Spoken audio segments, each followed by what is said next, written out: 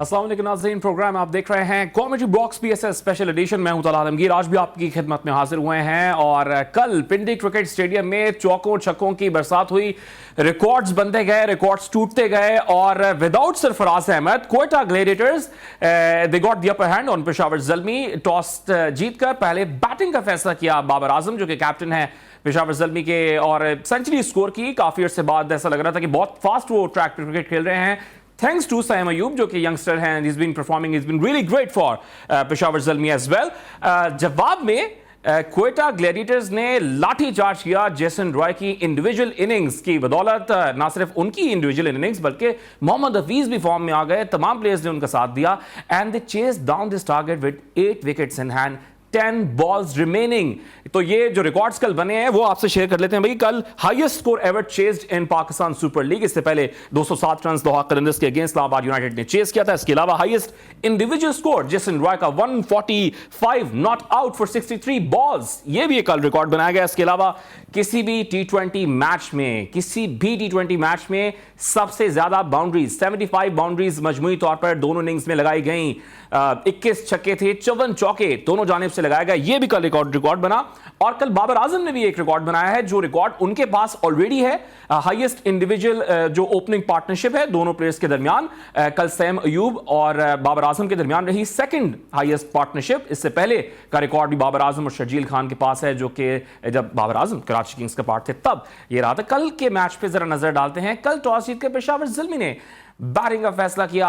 कप्तान की जानिब से जारियाना अंदाज में आगाज किया गया। Babar Azam 115, Saim Ayub he is been exceptional for Peshawar Zalmi, 74 odd run score किए। रॉबलन पॉल उन्होंने भी लाठीचार्ज किया 35 रन की इनिंग्स के लिए, लेकिन जवाब में क्वेटा ग्लेडिएटर्स पहले ही बॉल से ऐसा लग रहा था जैसे कि इनफॉर्म बैटर्स उनके क्रीज पर मौजूद हैं। Jason Roy 145 not out, outstanding for him, he is back in form, he has shone that he has played hall of fame inning. Mohammad Hafeez he is back in form as well, 18 बॉलों पर 41 run not out. Will Smith ने साथ दिया 22 बॉलों में 26 run inning खेली, लेकिन Jason Roy का साथ दिया। तो 8 विकेटों से Quetta gladiators won that match. Of course they won it without Sarfaraz Ahmed. तो ये एक हेडलाइंस बन रही थी कि without Sarfaraz Ahmed they have done it और they are back in form as well. क्या इनके लिए हेल्पफुल होगा, बात करेंगे। Senior sports journalist Waheed Khan साहब ने हमें ज्वाइन किया है। वहीद भाई अस्सलाम वालेकुम। वालेकुम सलाम। वालेकुम सलाम, कैसे हैं? मैं ठीक ठाक हूं। वहीद भाई, आपने स्कोर कार्ड देखा कल, क्या हुआ? ऐसा लग रहा था तमाम प्लेयर्स ही फॉर्म में आ गए हैं, आउटस्टैंडिंग। पहली बॉल से ही जेसन रॉय ने लाठी चार्ज स्टार्ट किया और फिर रुके ही नहीं, वो रुकने का नाम ही उन्होंने नहीं लिया। देखिए, ये वन ऑफ एक एक्सेप्शनल इनिंग्स कोई बंदा खेल जाता है, तो जेसन रॉय ने कल वो एक्सेप्शनल एक इनिंग्स खेली है जो कि रोज रोज नहीं खेली जाती है। और देखिए, सबसे पहले मैं यहाँ पर एक बात करना चाहूंगा तला, 2 चीजें। एक तो ये कि यार देखिए, हमें जो है ना बहुत जरूरत है अपने जो प्लेयर्स हैं, हमारे जो कप्तान हैं, उनकी रिस्पेक्ट शो करने की। बात यह कि अभी आपने जैसे 2 दफा जिक्र किया कि सरफराज नहीं था तो क्वेटा जीता, सरफराज नहीं था तो क्वेटा जीता। तो यार सरफराज की बड़ी खिदमत है पाकिस्तान के लिए और क्वेटा के लिए। ठीक है, अब शायद टाइम आ गया है कि क्वेटा को नई मैनेजमेंट पे जाना चाहिए, नए लोगों पे जाना चाहिए, क्योंकि 8 साल सरफराज, मुईन, आजम खान वगैरह रहे हैं, तो दे नीड अ सेटअप। लेकिन आई डोंट थिंक कि सरफराज के absence had anything to do with Quetta winning tomorrow. The only thing was कि कल एक्सेप्शनल खेल गया जेसन रॉय, और पिच इतनी फ्लैट थी कि तीसरा जो फैक्टर था कि पेशावर ज़ल्मी के बॉलर्स ने इतनी पैथेटिक बॉलिंग की है इस पिच के ऊपर कि जितना उनको बोला जाए कम है। क्योंकि ठीक है, पिच फ्लैट थी, बैटिंग के लिए साजगार थी, लेकिन फिर भी यार आप मतलब इतने एक्सपीरियंस बॉलर्स हो और आप एक वक्त में 4 एक साथ चौके खा रहे हो, 3 चौके खा रहे हो। मतलब एक स्टेज पे जेसन रॉय ने 3 ओवर में 8 चौके और 1 छक्का लगा दिया। उसके बाद वहाब को 3 चौके लगातार, उसके बाद फिर अरशद इकबाल को 4 चौके लगातार। तो यार इस तरह तो मतलब कमाल ही था कल, साफ सीधी बात है, कमाल ही था। अच्छा, हुआ ये कि जो जीता क्वेटा ग्लेडिएटर्स, मतलब अनबिलीवेबल विन थी। जाहिर सी बात है, कोई सोच नहीं रहा था कि 241 चेज होगा, लेकिन वो कर गया भाई जेसन रॉय। ठीक है, एक्सेप्शनल इनिंग, 230 की स्ट्राइक रेट। लेकिन उसके बाद बजाय इसके कि यार आप जेसन रॉय की इनिंग्स को आप सराहो और कहो कि हाँ जी बहुत अच्छा खेला जेसन रॉय, मतलब मैं देख रहा था कि सोशल मीडिया पे सारा जो फोकस था वो बाबर आजम पे आ गया कि जी बाबर आजम ने जो है इतने बॉले ली 100 करने के लिए, बाबर आजम ने सिर्फ जो है 176 की स्ट्राइक रेट पे किया। बाबर आजम की इनिंग्स देखो और जेसन रॉय की इनिंग्स देखो। साइमन डोल ने भी ये बात की है कि भाई वो आखिरी 80 रन पे जब वो खड़े हुए थे तो आखिरी जो उन्होंने 20 रन बनाया, 16 गेंदें उन्होंने लिए हैं, तो वो अपनी सेंचुरी के लिए खेल रहे थे। वगैरह ये जितने भी कमेंटेटर्स है ना, मैं एक बात करता हूँ कि ये हमारी पीसीबी की कमजोरी है यार, कि ये अलाउ करते हैं इस तरह से कि कोई भी कमेंटेटर आके वो हमारे कप्तान के बारे में कोई उल्टी सीधी बात करे। It was not an issue at all, Babar plays that way, ठीक है। हम तो 10 दफा यहाँ बात कर चुके हैं शो के अंदर भी कि यार बाबर को थोड़ा सा अपना जो T20 क्रिकेट की, देखिए Babar is a great batsman but not an ideal T20 batsman, but it's not that he has not performed in T20। 8 सेंचुरियां उसकी T20 में यार, तो ऐसे तो नहीं उसने 8 सेंचुरियां बना दी ना।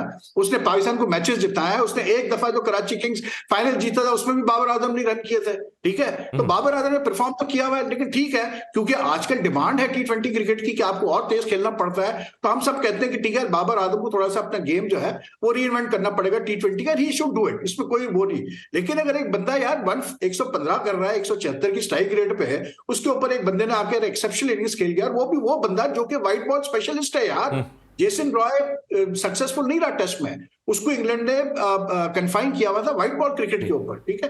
तो वो तो व्हाइट बॉल स्पेशलिस्ट है। Babar is all format player, Babar is a great player, Babar अब टॉप 5 में गिना जाता है, जेसन रॉय तो करीब भी नहीं आता उसके। और आप अपने ही प्लेयर को, अपने कप्तान को आप रगड़ रहे हो, अपने कप्तान को आप गिरा रहे हो कि जी वो तो ऐसा है, वो फला है। अबे भाई कब हम बाज आएंगे इन चीजों से? हम क्यों नहीं ये बात समझते हैं कि यार डिकेट्स में जाके कोई आपके पास एक ऐसा प्लेयर आता है जो कि वर्ल्ड क्लास होता है, जो ब्रांड होता है। आपकी इसमें टीम में पाकिस्तान क्रिकेट में कितने आपका ब्रांड है यार? 2-3 प्लेयर, बाबर के लेवल का कोई प्लेयर ही नहीं आपके पास भाई। आप जैसे बाबर को डिफेंड कर रहे हैं ना, तो बहुत सी तनकीद के बाद, माफी चाहूंगा वहीद भाई, आप जिस तरह डिफेंड करें ना बाबर को, तो इस तनकीद की बात जो बहुत तनकीद की जा रही थी इस साल भी बाबर आजम पे, बहुत स्लो खेलते हैं। लास्ट मैच में भी आपको याद होगा 50 रन तो स्कोर किए थे, लेकिन 41 बॉल्स पे उन्होंने स्कोर किए थे। इस पर शाहिद अफरीदी ने कल ट्वीट किया कि 60 ball 100 yes you can Babar Azam, तो ये भी उनके हक में बात की है कि यार देखिए ये शाहिद आफरीदी और ये शोएब अख्तर और ये सारे यार मैंने इनको खेलते देखा है यार। मतलब इन्होंने क्या गलतियां नहीं की अपने कैरियर में?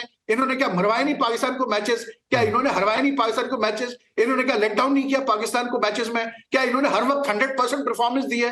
क्या इन्होंने 100% हमेशा पाकिस्तान को सारे मैचेस जिताए? ये फॉर्मर प्लेयर्स तो सबसे बड़ा मसला है यार पाकिस्तान क्रिकेट का। मतलब मुझे देखे बाबर आजम की जो T20 की जो परफॉर्मेंस है, आप बिल्कुल उस पर बात करें, मैं नहीं कहता आप ना बात करें, हम भी क्रिटिसाइज करते हैं ना, हम भी बैठ के कहते हैं कि यार बाबर को तेज खेलना चाहिए था। हम कब कहते हैं कि नहीं बाबर जो है वो बिल्कुल ही सही खेल रहा है T20 में? लेकिन यार आप अपने एक ब्रांड को गिराओ तो मत। एक ब्रांड, एक बंदा जो 100 करके आ रहा है, एक वो बाहर का कमेंटेटर बैठ के बकवास कर रहा है उसके बारे में, और लोग उसकी मतलब रेफरेंस दे रहे हैं साइमन डूल का। मैं देखना चाहता हूं साइमन डूल जाए आईपीएल में और रोहित और कोहली के बारे में कोई बात करके दिखा दे, चले कमेंट्री में मैं देखता हूं। बीसीसीआई 1 मिनट नहीं लगाएगा उसको भगाने में, वहां से 1 मिनट नहीं लगाएगा BCCI. They will tell him get lost from here. आप यार कैसे अलाउ कर रहे हैं कि कमेंटेटर बैठ के आपके कप्तान के बारे में इस किस्म इधर तो पाकिस्तान क्रिकेट बोर्ड खुश होता है, इधर तो पाकिस्तान क्रिकेट बोर्ड खुश होता है कि भाई कोई इंग्लिश कमेंटेटर आ गया हमारे पास। पाकिस्तान क्रिकेट बोर्ड ही खुश नहीं होता है यार, चला हम सब खुश होते हैं। हमारे जितने फॉर्मर प्लेयर बैठे हुए, जो क्रिटिक्स बैठे हुए, जो एनालिस्ट बैठे हुए, हमें खुशी महसूस होती है अपने बेस्ट प्लेयर को जमीन में गाड़ गाड़ के बार बार। मैं कल से मुझे इतना गुस्सा चढ़ा हुआ है। मतलब एक बंदे 100 किया, ठीक है यार, वो जिस तरह खेलता है वो खेलता है। जेसन रॉय एक एक्सेप्शनल इनिंग्स खेल गया भाई। रोज अगर मैं लाखों की शर्त लगाता हूं कि जेसन रॉय फिर से ये इनिंग्स खेल के दिखा दे, चले इस PSL में मान जाऊं। ऐसे नहीं होता यार, कभी कभार हो जाता है। उसने कर दी, उसने कल उड़ा के रख दिया बिल्कुल जर्मी के बॉलर्स को, उसमें कोई दो राय नहीं है। लेकिन उसका मतलब ये तो नहीं कि आप अपने कप्तान को गिराओ यार, आप अपने कप्तान की बेइज्जती करो। आप अपने मतलब आपके कितने प्लेयर बचे हैं पाकिस्तान क्रिकेट में जो वर्ल्ड पे जिनको मतलब रिकॉग्नाइज किया जाता है या जिनको वर्ल्ड में माना जाता है? आप क्रिटिसाइज करें, मैं नहीं कह रहा कि उसकी कप्तानी सही नहीं है, आप बिल्कुल बोले उसकी कप्तानी सही नहीं है। अगर वो कहीं पर स्लो खेलता है, हमने भी बोला कि उसने स्लो खेला है कई जगहों पे। एक मैच था जिसमें उसने पहले 50-32 बॉलर पे की और अगले जो 25 बॉलर पे की। मैंने खुद बोला कि यार ये कोई तरीका नहीं है खेलने का भाई, और इस तरह नहीं खेलना चाहिए बाबर को, needs to change T20 approach. But as a individual, as a batsman, as a Pakistan captain, खुदा के लिए यार उसकी कुछ इज्जत कर लो। मतलब ये जो फॉर्मर प्लेयर हमारे बैठ के बकवास कर रहे होते हैं, इतनी बातें कर रहे होते हैं, मैं इनसे सिर्फ ये पूछना चाहता हूं, क्या आप 100% परफेक्ट थे अपने टाइम में? क्या आपने हर मैच पाकिस्तान को जिताया? क्या आपसे गलतियां नहीं हुई? क्या आपने बर्न नहीं मारे? मतलब यार क्या है ये तरीका? I want the Pakistan cricket board to kick this fellow out, Simon Doull, immediately. अगर इस पाकिस्तान क्रिकेट बोर्ड में कुछ भी थोड़ी अक्ल है तो ये अभी बोले साइमन डूल को कि भाई चल टिकट पकड़ो, निकलो यहां से तुम। ये कोई तरीका है? एक बंदा, ये पहली दफा इसने नहीं किया। इसने पहले इसी तरह बाबर आजम के बारे में बकवास की थी। एक फॉरेन कमेंटेटर बैठ के कैसे आपके कप्तान के ऊपर ये इल्जाम लगा रहा है कि वो कप्तान जो है वो अपने इंडिविजुअल इनिंग्स खेल रहा है और वो टीम के लिए नहीं खेल रहा है। How the hell can he say that यार? He is the And how brand can of we Pakistan tolerate that? cricket. Tell me Wahid bhai, that. he is the brand of Pakistan cricket and we should always defend the brand जो कि इत सालों बाद जाके पाकिस्तान को एक मिला Babar Azam. We should always defend him. कल एक आउटस्टैंडिंग इनिंग बाबर आजम ने खेली, लेकिन क्योंकि एक्सेप्शनल इनिंग्स एक इंडिविजुअल परफॉर्मेंस जेसन रॉय की ऐसी आ गई कि they have won that match as well. एक ब्रेक की तरफ जाएंगे, ब्रेक से वापस आके इस गुफ्तगू को आगे बढ़ाएंगे. Will be right back after a short commercial break.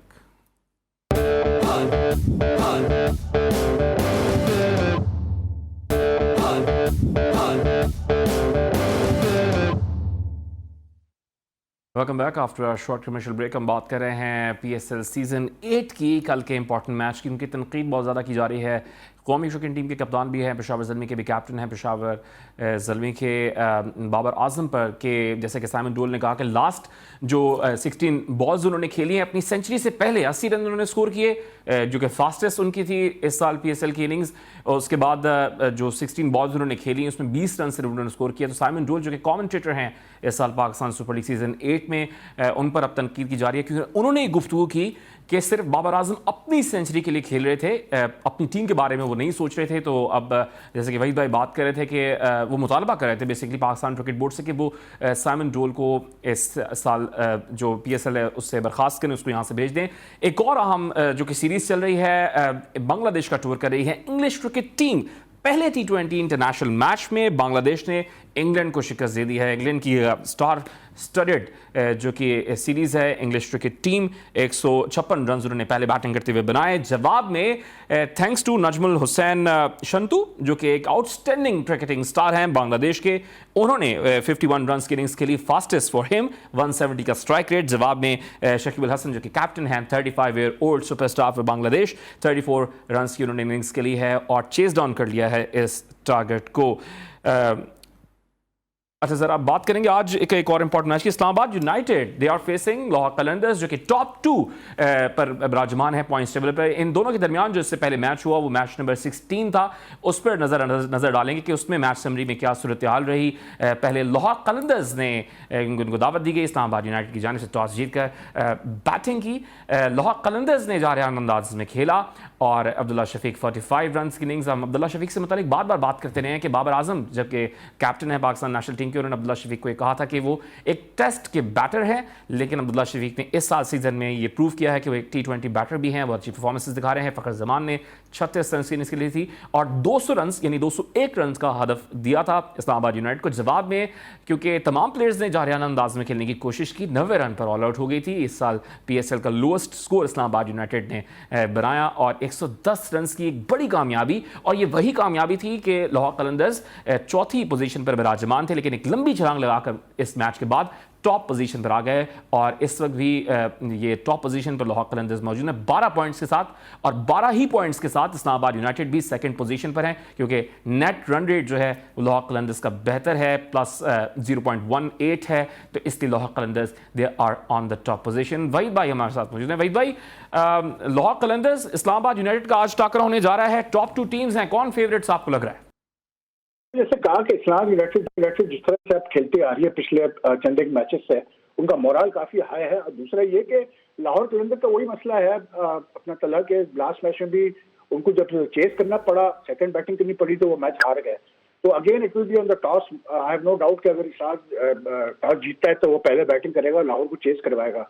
तो ये बड़ा डिपेंड करेगा कि लाहौर मतलब चेस कर रहा है या पहले बैटिंग कर रहा है. तो थोड़ा सा मुझे लग रहा है कि लाहौर ने जो है ना पीक ज्यादा अर्ली कर ली है इस टूर्नामेंट में, तो अब थोड़ा सा उनकी वीकनेसेस हमें सामने नजर आ रही है.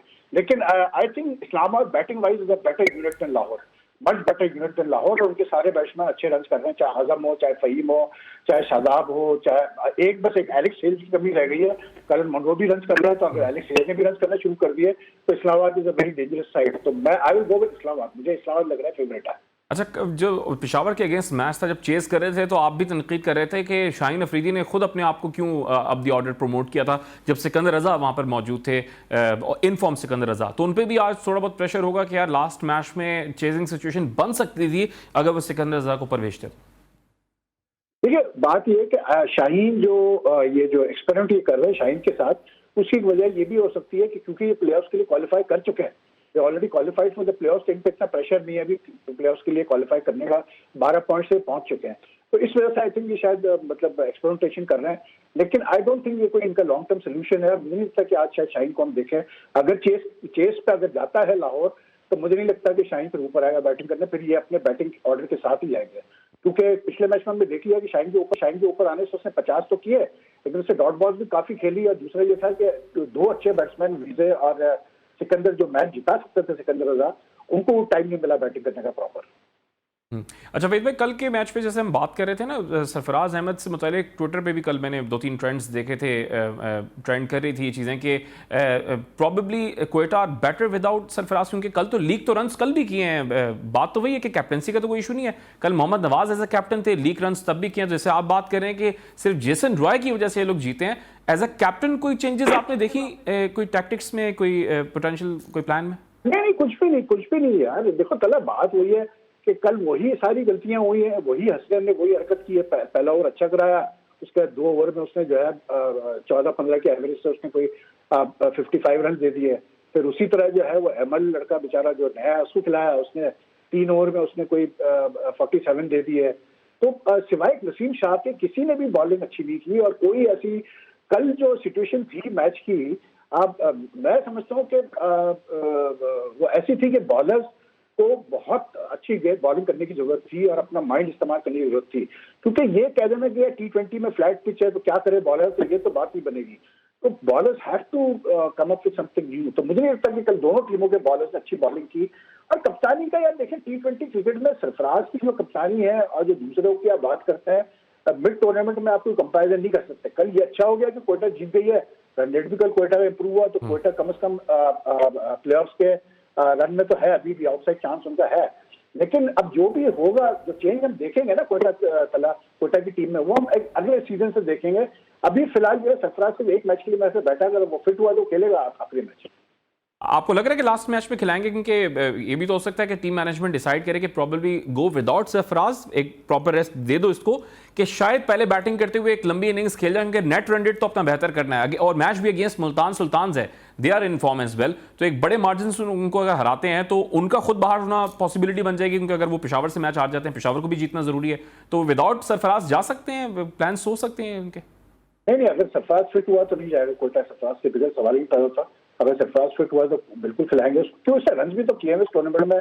पिछले मैच में उसने और गुप्टिल ने जिताया था कोयटा को। देखिए सरफराज को इतना बड़ा इशू नहीं है अभी। ये टूर्नामेंट तो निकल गया ना, तलाब इसमें टूर्नामेंट में क्या करेंगे? यानी यू कांट जस्ट से कि कप्तान की वजह से टीम हार रही है। अगर आपने चेंजेस करने हैं तो आपको होलसेल चेंजेस करने पड़ेंगे कोयटा वालों को अपनी टीम में। होलसेल चेंजेस सेंस में कि उनको फिर अपनी सपोर्ट स्टाफ भी चेंज करना पड़ेगा, अपना मैनेजर चेंज करना पड़ेगा, चीजों को कप्तान को नया लाना पड़ेगा। ऐसा नहीं होता कि सिर्फ कप्तान को आप चेंज करना आप समझे कि जी रिजल्ट आ जाएगा, ऐसा कहीं नहीं रिजल्ट आता है।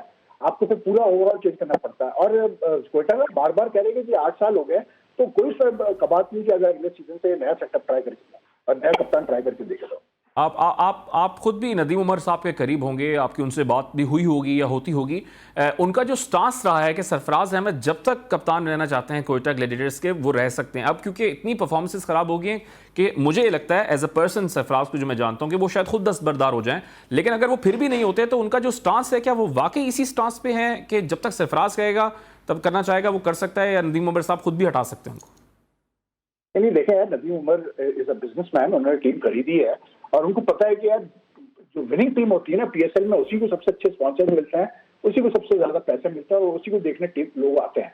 तो नदीम उमर के अपना जो भी बड़ा पास एसोसिएशन है सरफराज के साथ उनका, और सरफराज की बेसिकली जो जितनी भी सरफराज को जो ऊपर लाने में इनका नदीम उमर की टीम का बहुत बड़ा हाथ है। और सरफराज तो इनका मतलब जैसे जो है इनके घर का आदमी है, तो वो तो कोई दो राय नहीं है कि सरफराज से बहुत अटैचमेंट है नदीम उमर की, और बहुत पुरानी अटैचमेंट है। लेकिन as a businessman I don't think कि now next year he will stick with Sarfaraz. और दूसरा ये कि सरफराज भी मुझे नहीं लगता कि अब अगले साल कप्तानी करेगा। जो मैं जितना जानता हूँ सरफराज खुद भी एज अ प्लेयर खेलना पसंद करेगा, लेकिन नॉट एज अ कैप्टन, क्योंकि वो भी अब चाहेगा कि थोड़ा सा डिफरेंट कुछ चीज हो कोयटा में। ठीक है, अच्छा जी, जरा दोबारा बात करते हैं आज के मैच की। Islamabad are facing Lahore Qalandars, top 2 teams आमने सामने होने जा रही हैं। आप ये कह रहे हैं कि अगर लाहौर को आप चेस करवाएंगे तो वो वहाँ पे वल्नरेबिलिटी शो करेंगे, वो चेज नहीं कर पाएंगे। जैसे कि लास्ट मैच में हमने देखा तो हाई स्कोरिंग मैच आपको ये भी लग रहा है क्योंकि दोनों टीम्स तो वही भाई हारे हैं और दोनों चेस पे ही हारे हैं। जी जी अच्छा क्योंकि दोनों टीम्स हाई इन फॉर्म है तो आपको हाई स्कोरिंग मैच लग रहा है ये देखिए बात वही है कि जितनी भी अब पिचेस बन रही है पीएसएल में उसमें रन तो बन रहे हैं 170 180 तो आम बन रहा है, तो मैं नहीं समझता आज कुछ डिफरेंट होगा, आज भी इतना ही होना चाहिए। अब कल का तो एक्सेप्शनल मैच था कि 240 पे 240 बन गए, लेकिन आज मेरे ख्याल से 180 170 वाला सीन होगा, मैक्सिमम चलाएगा 200 तक जाएगा, इससे ज्यादा नहीं जाएगा।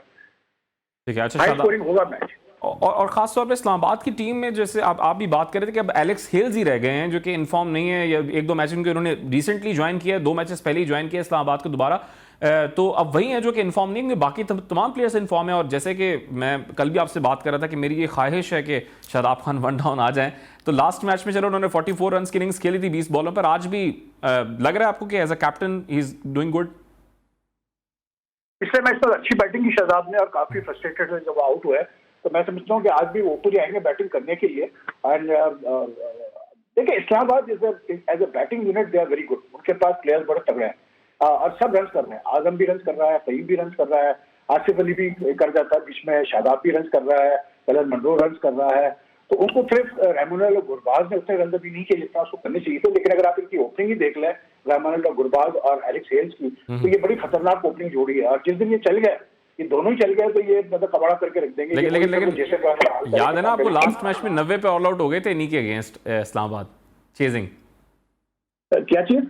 लास्ट मैच जो इन दोनों के दरमियान हुआ था 16th मैच था गालिबन दोनों के दरमियान, तो 90 रन्स पे ऑल आउट हो गए थे। इस सीजन का लोएस्ट स्कोर इस्लामाबाद का है, तो वो भी एक प्रेशर माइंडसेट का होगा कि भाई 90 रन्स पे ऑल आउट हो गए थे तो 7 के जवाब में। नहीं, आई डोंट थिंक सो वो प्रेशर होता है, इसलिए क्योंकि ये पीएसएल जो लीग होती है ना, तलाई ऐसी होती है कि रोज आप मैच खेल रहे होते हैं, तो आई थिंक टाइम ही नहीं मिलता आपको पिछले मैच का सोचने का, क्योंकि इतना रैपिडली मैचेस हो रहे होते हैं कि आपको 10 मैचेस खेलने हैं विद इन अ मंथ, तो किसी टीम का इतना टाइम नहीं है कि वो ये सोचे कि हम 90 पे आउट हुए थे इस टीम के खिलाफ। अब देखा ना, कल हम जब बात कर रहे थे तो आपने चीज पॉइंट आउट की थी कि जल्मी का रिकॉर्ड बड़ा अच्छा है कोयटा के खिलाफ, अब पिछले 4 या 5 मैच में जीते रहे हैं, तो वही वाली बात है कि आई डोंट थिंक के पास रिकॉर्ड मैटर करते हैं।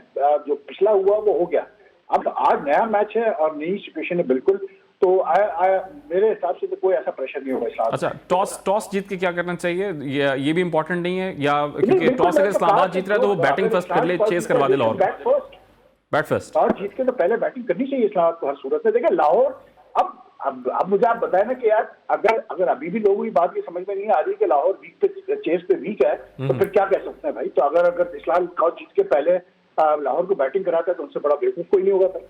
या प्लेऑफ में बहुत प्रॉब्लम हो सकती है, क्योंकि अगर पहले बैटिंग नहीं करेंगे लाहौर कलंदर्स तो प्लेऑफ में भी ज़्यादा नॉकआउट स्टेजेस आ जाएंगे। अच्छा जी, टेस्ट मैच स्टार्ट हो चुका है वहीद भाई, 9 मार्च जैसे हम बात करते भी आ रहे थे कि अहमदाबाद के नरेंद्र मोदी क्रिकेट स्टेडियम में, जिसमें 1,32,000 की कैपेसिटी का सबसे बड़ा स्टेडियम है भारत के अंदर, मैच स्टार्ट हो चुका है। 244 पर 4 खिलाड़ी आउट, उस्मान ख्वाजा सेंचुरी कर चुके हैं पहले मैच के पहले दिन के अख्ताम पर। आपको क्या लगता है, क्या सिचुएशन बनती हुई आप देख रहे हैं, एक लॉन्ग इनिंग खेलने में कामयाब होगी ऑस्ट्रेलिया? तो यार देखें, ये पिच तो ऐसी इन्होंने बनाई है कि वही टिपिकल मतलब सब कॉन्टिनेंटल विकेट जैसे इंडिया पाकिस्तान में आपको मिलती है उस टाइप की पिच बनी है। और मतलब आज ऑस्ट्रेलिया ने मेरे हिसाब से स्लो बैटिंग की है। आप अगर देखें श्रीलंका न्यूजीलैंड का जो टेस्ट मैच चल रहा है, तो न्यूजीलैंड और श्रीलंका में हालांकि बॉल मूव भी कर रही थी, पेस भी था, बाउंस भी था, वहां पर श्रीलंका ने कोई 4 के ऊपर से 4 रन से ज्यादा की एवरेज पे बैटिंग की और 305 किए 5 विकेटों पे आज पहले दिन। यहाँ पर इतनी फ्लैट विकेट पे, सीधी विकेट पे जाना, बॉल स्पिन हो रही थी ना कुछ हो रहा था, वहां पर ऑस्ट्रेलिया ने बहुत स्लो बैटिंग की है मेरे हिसाब से। और वो भी इन्होंने 200 क्रॉस इसलिए कर लिए क्योंकि एंड में आके कैमेरॉन ग्रीन ने बहुत अच्छी बैटिंग की है। कैमेरॉन ग्रीन 60 बॉलों पे जो 49 किए है, जो सेकंड न्यू बॉल के बाद जो ऑस्ट्रेलिया ने 50-58 रन किए, उसकी वजह से ऑस्ट्रेलिया मतलब 200 क्रॉस कर पाया। वरना पहले 2 सेशन में और आखिरी सेशन के पहले घंटे में सेकंड ड्यू बॉल आने तक तो बहुत स्लो बैटिंग कर रहा था ऑस्ट्रेलिया। मैं यही देख रहा था कि मोहम्मद अगर मतलब जीतना चाहता है ये मैच तो इतनी स्लो बैटिंग पे तो नहीं जीतेगा। और दूसरा मुझे नहीं लगता है कल इस पिच पे उस तरह बॉल टर्न होने वाली है तीसरे दिन के बाद भी, जिस तरह के पहले 3 टेस्ट मैचेस में टर्न हुई है जैसे पिछले टेस्ट इंदौर में हुई। तो मुझे थोड़ा सा ऑस्ट्रेलिया की अप्रोच मुझे सरप्राइजिंग लगी। लेकिन मैं आपको बड़ी इंटरेस्टिंग चीज बताता हूँ, ये सीरीज में जो कप्तान जो टीम टॉस हारी है वो टेस्ट जीती है तीनों मैचेस में। जी, तो आज इंडिया टॉस हारे हैं, ठीक है क्या होता है? तो हम एक्सपेक्ट कर सकते हैं कि हम टेस्ट चैंपियनशिप के फाइनल में भारत को देखें। अच्छा, आप ये जो बात करें ना कि बहुत स्लो खेला, मैं देख रहा था ये मैच, थोड़ा बहुत मैंने फॉलो किया, सारा पीएसएल की तैयारी भी चल रही थी। तो 17 ओवर्स में 65 रन मोहम्मद शामी को मारे, यानी स्टार्ट में तो बहुत स्लो खेल रहे थे, लेकिन जैसे आप कह रहे हैं कि कैमरन ग्रीन जब आए तो उनको अंदाजा हो गया कि भी बहुत फ्लैट ट्रैक बनाया। और मुझे तो ये लग रहा है वहीद भाई कि लास्ट जो पिच थी वो इतनी डेड हो गई थी और 3 डिमेरिट पॉइंट्स भी उस पर लग गए थे, तो इस बार उन्होंने सोचा होगा नहीं भाई कोई चांस ही नहीं लेना अपने के इस पे कोई डिमेरिट लगे, आप इनको बैटिंग पिच बना के दें, इनको साथ तो खेलेंगे ये लोग साथ। नहीं, गलत किया ना। देखिए, टेस्ट क्रिकेट आजकल रिजल्ट मांगती है, ये इस टाइप की पिचेस अब नहीं मांगती टेस्ट क्रिकेट। और अगर इस टाइप की पिचेस हो या जैसे अभी आज क्राइसिस में विकेट थी, you have to play with intent. अब मतलब मुझे आप बताने यार, एक पिच क्राइसिस में जहाँ घास पे है, बॉल मूव भी कर रहा है, बाउंस भी है, वहां श्रीलंका जो है 300 से ऊपर कर रहा है। यहाँ पर एक डेड पिच पे जो सीधी गेंद आ रही है, ना बॉल टर्न कर रहा है ना कुछ हो रहा है, वहां ऑस्ट्रेलिया ऐसे बैटिंग कर रहा है जैसे पता नहीं इसमें बम पड़े हैं। वो तो ट्रेविस हेड और कैमरन ग्रीन ने अच्छी बैटिंग की है, तेज बैटिंग की है, इंटेंट के साथ बैटिंग की है, तो ऑस्ट्रेलिया इवन उस्मान ख्वाजा ने बड़ी शानदार इनिंग्स खेली है, फ्लॉलेस इनिंग्स उस्मान ख्वाजा की। 104 पे वो खेल रहा है, नॉट आउट खेल रहा है, लेकिन उस्मान ख्वाजा को भी 50 करने के बाद थोड़ा सा अपनी इनिंग्स को तेज करने की जरूरत थी। और मतलब ऐसी पिच नहीं थी जिसपे आपको इतना भी फंस के खेलना चाहिए था, क्योंकि बॉल अच्छी आ रही थी, थोड़ा सा हल्की फुल्की हो रही थी। तो मुझे लगता है, मेरी फीलिंग ये है कि ऑस्ट्रेलिया को जो एडवांटेज मिला था टॉस जीतने का, उनको आज कम से कम 300 करने चाहिए थे पहले दिन, वो एडवांटेज उन्होंने नहीं लिया उस चीज का। ठीक है, पूरा एडवांटेज वो नहीं ले सके, लेकिन थैंक्स टू उस्मान ख्वाजा 104 पे नॉट आउट है, कैमरन ग्रीन 49 पे नॉट आउट है, क्रीज से मौजूद है, कल दोबारा इनिंग्स आगे बढ़ाएंगे। वहीद भाई टाइम बहुत कम है, एक कमेंट देना चाहूंगा। बांग्लादेश जो है वो टूर कर रहा है, सॉरी बांग्लादेश का टूर कर रही है इंग्लैंड क्रिकेट टीम। पहले T20 में बांग्लादेश ने शिकस्त दे दी है 6 विकेटों से इंग्लैंड क्रिकेट टीम को। एक्सपेक्ट कर रहे थे इनके दोनों स्टार स्टडेड लाइनअप्स हैं, और फिर नजमुल हुसैन शंतु जो है उनकी परफॉर्मेंस 50 रन स्कोर किया, और शकीब अल हसन ने इंपॉर्टेंट किरदार अदा किया है। देखिए, बांग्लादेश जो है ना एट होम पिछले 5-6 सालों से बहुत मुश्किल टीम है। वो मतलब ओडीआई ले लें, T20 ले लें, उन्होंने बड़ी बड़ी टीमों को हराया हुआ है। उन्होंने T20 में ऑस्ट्रेलिया को हराया हुआ है, उन्होंने न्यूजीलैंड को हराया हुआ है, उन्होंने और भी टीमों को हराया हुआ है T20 में। तो वो इतनी आसान टीम नहीं है बांग्लादेश में, ये बात जाती है। इवन जो वनडे सीरीज अभी इंग्लैंड जीता 2-1 जो जीता, बांग्लादेश की सीरीज जीता इंग्लैंड, ये 2016 के बाद पहली वनडे सीरीज हारा है बांग्लादेश किसी टीम के खिलाफ भी। तो इतना आसान नहीं होता बांग्लादेश में जाके जीतना, क्योंकि उनकी पिचेस बड़ी स्लो होती है और स्लगिश होती है। तो इस पे पता है किस तरह बैटिंग करनी है, लेकिन जो विजिटिंग टीम होती है ना उनके लिए मुश्किल हो जाती है। जो भी टूर करता है, फरीद भाई कह रहे हैं कि जो भी बांग्लादेश का टूर करता है उसके लिए प्रॉब्लमेटिक होता है, क्योंकि pitches there are for Bangladeshi cricket team and their players as well. कल आपसे नए प्रोग्राम के साथ दोबारा मुलाकात होगी, अपना ख्याल रखिएगा, अल्लाह हाफिज़।